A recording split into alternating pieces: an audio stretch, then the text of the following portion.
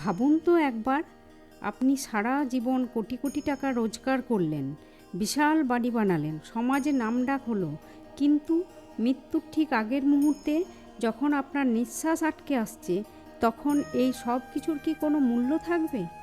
আপনার এই দামি গাড়ি বা ব্যাংক ব্যালেন্স কি আপনাকে যমরাজের হাত থেকে বাঁচাতে পারবে, নাকি আপনার আত্মাকে শান্তি দিতে পারবে?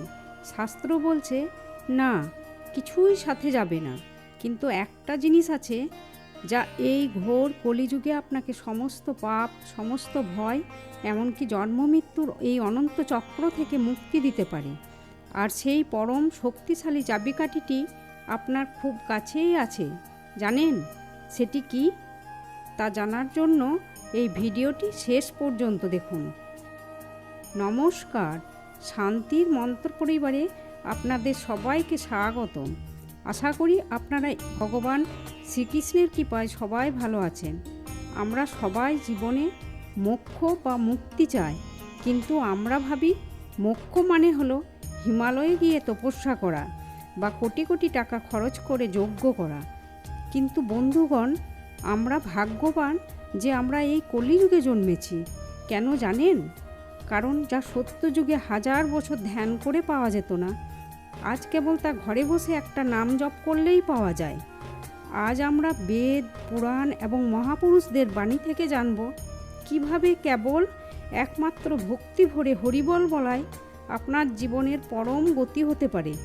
চলুন আধ্যাত্মিকতার এই গভীর সফরে যাত্রা শুরু করি।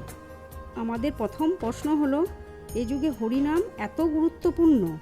শ্রীমদ্ ভগবত পুরাণ বলছে কলিযুগ হলো দোষের আকার। মানুষ স্বার্থপর হবে, ধর্ম কমে যাবে, আয়ু কমে যাবে। কিন্তু এই সব দোষের মাঝেও একটি মহৎ গুণ আছে। ভগবতের দ্বাদশ স্কন্ধে বলা হয়েছে, কলোদোষ নিধে রাজন অস্থি থেকে মহাগুণ, কীর্তনাদের কৃষ্ণস্য মুক্ত সঙ্গ পরম ব্রজেত। অর্থ, হে রাজন, কলিযুগ দোষের সমুদ্র হলেও একটি মহান গুণ আছে। তা হলো কেবল শ্রীকৃষ্ণের নাম সংকীর্তন করলে মানুষের সমস্ত আসক্তি থেকে মুক্ত হয়ে পরম গতি লাভ করে। এছাড়া বৃহন্নাদিও পুরাণ স্পষ্টভাবে 3 বার জোর দিয়ে বলছে, হরি নামৈব কেবলম, অর্থাৎ নাম ছাড়া অন্য কোনো পথ নেই। কেন 3 বার? কারণ আমাদের মন এত চঞ্চল যে সহজে বিশ্বাস করতে চায় না। শাস্ত্র বলছে এই যুগে নামই স্বয়ং ভগবান। এবার আসুন আমরা বুঝি এই হরিবোল শব্দটার আসল শক্তি কোথায়। হরি শব্দটি এসেছে সংস্কৃত ধাতু হ্রি থেকে, যার অর্থ হরণ করা বা চুরি করা। ভগবান হরি হলেন পরম চোর, কিন্তু তিনি কি চুরি করেন? তিনি ভক্তের সমস্ত দুঃখ, কষ্ট, দৈন্য, সব চেয়ে বড় কথা, ভক্তের জন্ম জন্মান্তরের সঞ্চিত পাপ চুরি করে নেন। আপনি যখন বলেন হরি বল, আপনি আসলে ভগবানকে বলছেন, হে প্রভু, আমার ভেতরের সমস্ত অন্ধকার হরণ করো, আমাকে মুক্তি দাও। এখানেই শেষ নয়। হরি শব্দের আরেকটা অর্থ হলো যিনি মনের সমস্ত অমঙ্গল দূর করে আনন্দ প্রদান করে। তাই একবার হরিবল বলা মানে ব্রহ্মাণ্ডের সব যে ইতিবাচক শক্তিকে নিজের জীবনে আমন্ত্রণ জানানো। এটি এমন একটি আধ্যাত্মিক টেকনোলজি যা সরাসরি পরমাত্মার সাথে আপনাকে যুক্ত করে। অনেকে ভাবতে পারেন, মুখে একবার নাম নিলেই কি মোক্ষ পাওয়া সম্ভব? শাস্ত্র এর উত্তর দিয়েছে অজামিলের কাহিনীর মাধ্যমে। অজামিল ছিলেন একজন অত্যন্ত পাপচারী ব্যক্তি। সারা জীবন তিনি ধর্মকর্ম করেননি, কিন্তু মৃত্যুর সময় যখন যমদূতরা তাকে ভয়ঙ্কর রূপ নিয়ে ধরতে এলো, তখন তিনি তার সবচেয়ে প্রিয় ছোট ছেলে নারায়ণকে ডাকলেন। তিনি ভগবানকে ডাকেননি, ডেকেছিলেন ছেলেকে। কিন্তু দেখুন নামের মহিমা। যেহেতু নারায়ণ শব্দটি ভগবানের নাম, তাই অজান্তেই সেই নাম উচ্চারণের ফলে বিষ্ণুদূতরা সেখানে উপস্থিত হলেন এবং যমদূতের হাত থেকে অজামিলকে রক্ষা করলেন। কেন? কারণ তিনি অন্তিমকালে ভগবানের নাম নিয়েছেন। এই গল্প আমাদের শেখায়, যদি না জেনে বা অন্য কোনো উদ্দেশ্যে নাম নিলে এত বড় ফল পাওয়া যায়, তাহলে আমরা যদি ভক্তি ভরে ভালোবেসে একবার হাত তুলে হরি বল বলি, তবে আমাদের হৃদয়ে কি পরিবর্তন হবে? এটাই হলো মোক্ষের সহজতম পথ।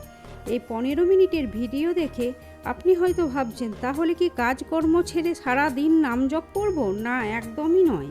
মহাপ্রভু শ্রী চৈতন্যদেব বলেছেন, গৃহেই থাকো বনেই থাকো, হরে কৃষ্ণ বলে রাখো। আপনি সংসারের সব দায়িত্ব পালন করুন, শুধু আপনার মনটাকে ভগবানের সাথে জুড়ে রাখুন। সকালে ঘুম থেকে উঠে একবার দুহাত তুলে বলুন, হরি বল। সারাদিন কাজের মাঝে যখনই সময় পাবেন মনে মনে জপ করুন। যখন খুব দুশ্চিন্তা হবে বা রাগ হবে, এই নাম নিন, দেখবেন মুহূর্তের মধ্যে মন শান্ত হয়ে যাবে।